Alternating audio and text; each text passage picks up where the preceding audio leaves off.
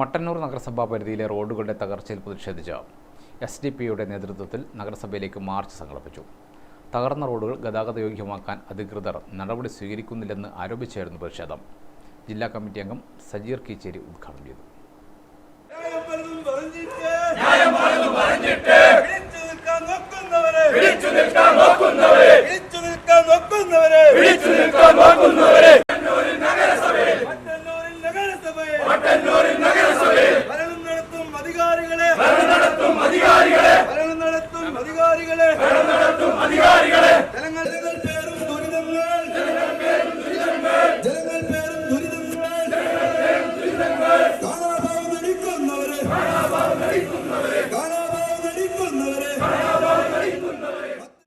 ഓരോ റോഡെടുത്ത് നിങ്ങൾ പരിശോധിച്ചത് ചെയർമാനോട് സംസാരിച്ചാൽ ചെയർമാനെ കുറിച്ചൊന്നും വ്യക്തിപരമായി നമുക്ക് വിരുദ്ധാഭിപ്രായമില്ല.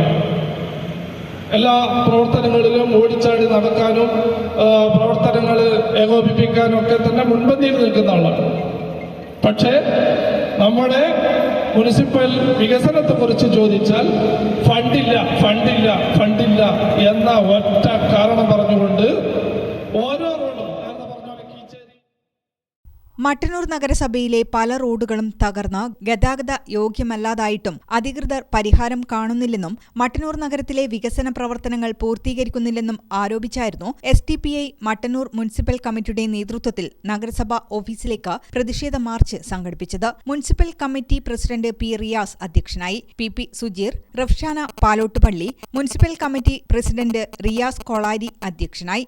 അഷ്റഫ് പാറമൽ, CK റഫീഖ് എന്നിവർ സംസാരിച്ചു. ഗ്രാമിക ന്യൂസ് മട്ടന്നൂർ.